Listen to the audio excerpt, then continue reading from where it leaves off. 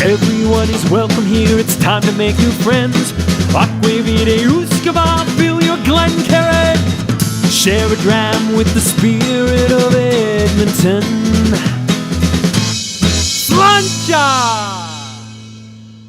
Slancha! And good evening, whiskey brothers, sisters, and friends, and welcome to episode 103 of the Canadian Whisky Journey's Whiskey Review. I'm Dolph. I'm the creator of the Canadian Whisky Journey. I'm the Spirit of Edmonton or Spirit of Yeg on social media platforms. Your host here tonight. And I've been on a bit of a rye exploratory focus, but it's a big one. I've already had 7 episodes, and we're going to have several more after this, devoted specifically to Canadian rye. That's the way I like it. This week, my fine feathered friends, we have this. Try to get the 10 on there for you. So this week, we're focusing on Alberta Premium Cask Strength 10-year-old from Alberta Distillers Limited in Calgary. And as I said last week, Alberta Premium has been 100% rye since its inception when it came out in 1958. ADL, Alberta Distillers Limited, who produces it, is the world's largest producer of pure rye whiskey. They're part of Suntory Global Spirits. They have 42 acres in Calgary where you find 21 warehouses and up to 600,000 barrels. They are not the craft whiskey distilleries that I try to espouse here, but it is a well-crafted bottle. It is.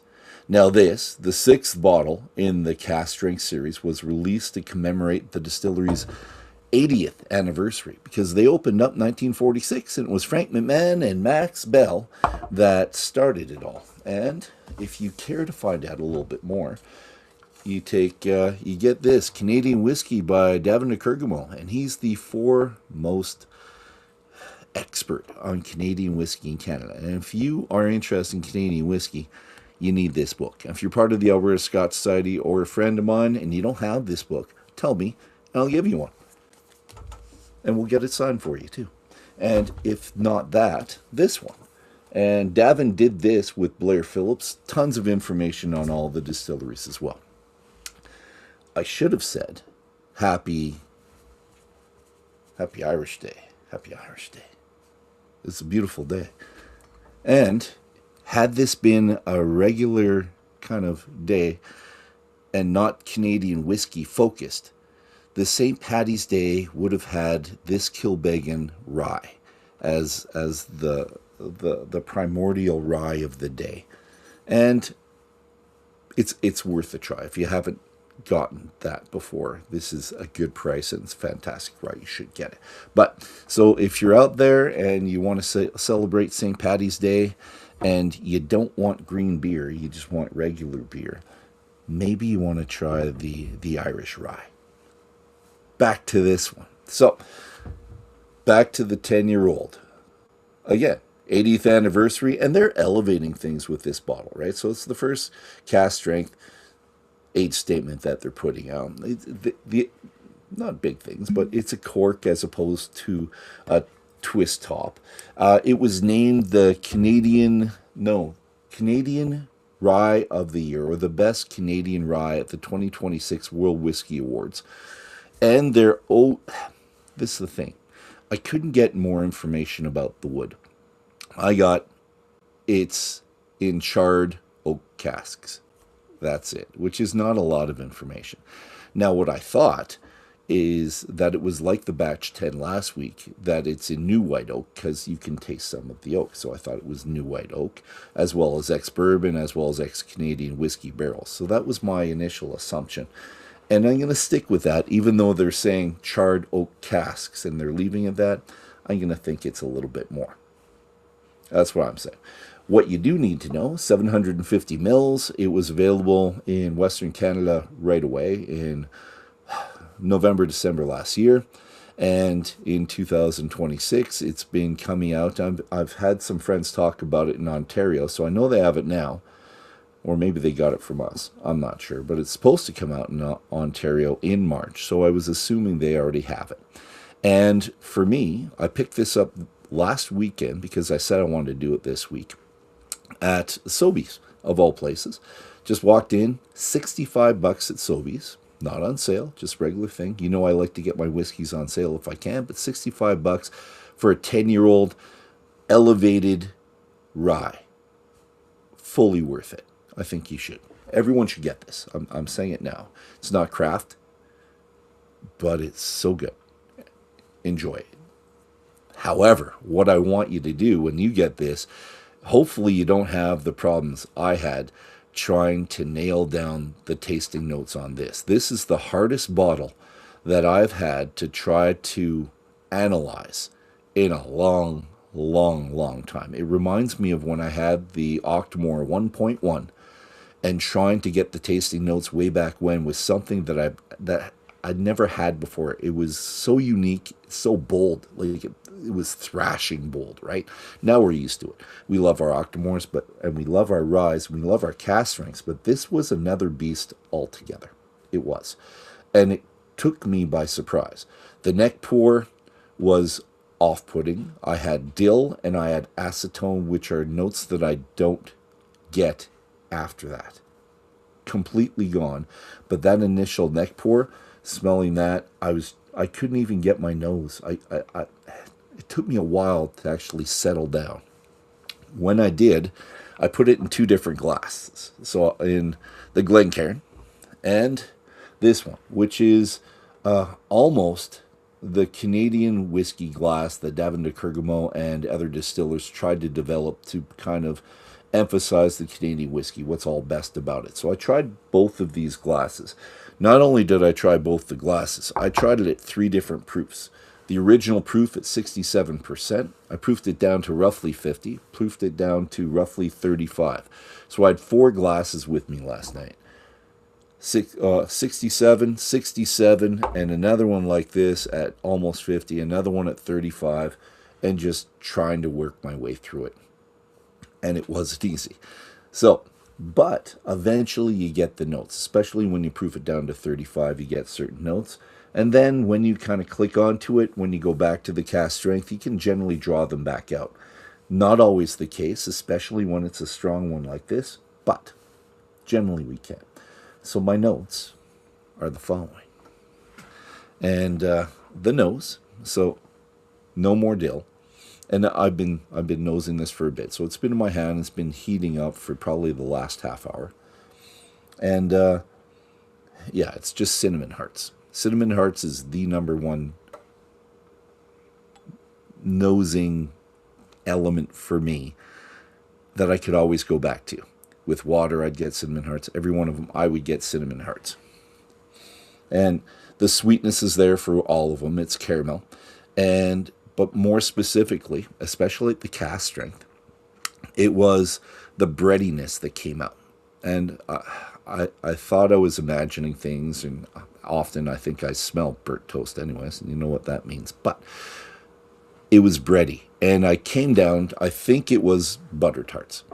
So it's the caramelly inside of the butter tarts, but not just that. The breadiness, the pie shell of it is what I was getting on the nose.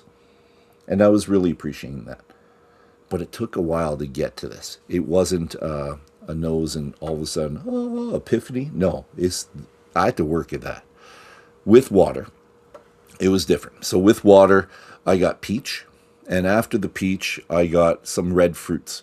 And I couldn't nail down the red fruits, so I just said red nibs. Because it's kind of like red nibs. Not the curly ones, but the cylinders without the ridges. So red nibs. Little bit of orange, mint, fuzzy peaches. So I said peach, but I changed that to fuzzy peaches for it. And in all of them, I had effervescence. So it's a fresh thing. And when you get fresh, you think mint or you think eucalyptus and stuff like that, or other kind of herbs. For me, it was mint, just a little bit of it. And the most interesting, the strongest odor came from this after it dried. So an hour after I was done, my wife was mentioning that she didn't get any smoke. And I got a little bit of smoke. I haven't mentioned that because it's comes and goes. She said she couldn't get smoke at all. So I picked this glass up, smelled it, and it was pipe tobacco. It was like this beautiful, slightly smoky, but pipe tobacco. It was lovely. I loved it. Dried. And I learned that from Davin de Kergamo. He always said, go back the night after, smell your glasses. 1 hour later is what you need for this. Pipe tobacco. Look for it. You won't be disappointed. On the palate. So I'm going back to the cask string because that's where I like tasting it.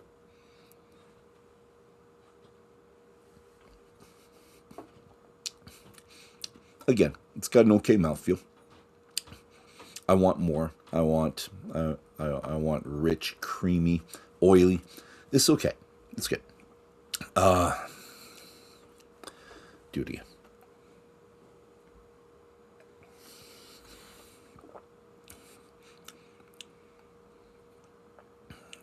Yeah. I get the red fruit. But the red fruit, Swedish berries maybe, or those little strawberry marshmallow things a little bit. It's just, it's a candied red fruit, but it's not a raspberry, a strawberry. It's not one of those. It's just red. So I guess it's, let's call it imitation red fruit. Things we've all tasted and liked or wouldn't keep eating them.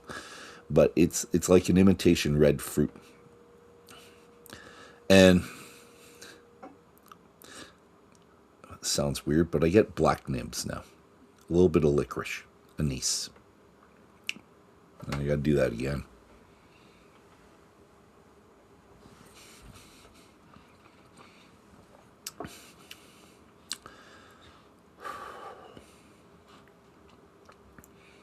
Yeah. The opposite of the red nibs on the nose. Black nibs on the palate at the end.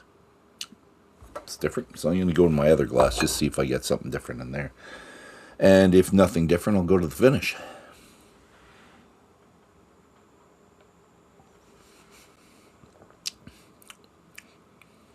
This is sweeter. It's funny. Different glass changes things, but it makes it sweeter on that one. And let's say that's more enjoyable. I'm usually not a love of highly sweet. This is not highly sweet. It just made it slightly sweeter, which offsets the heat. All right.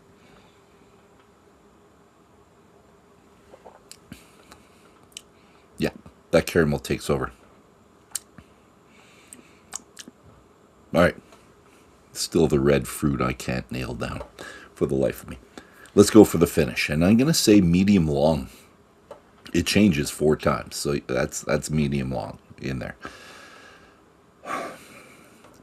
It changes not really quickly, but fairly quickly, so that's why it's medium long as opposed to long. All right.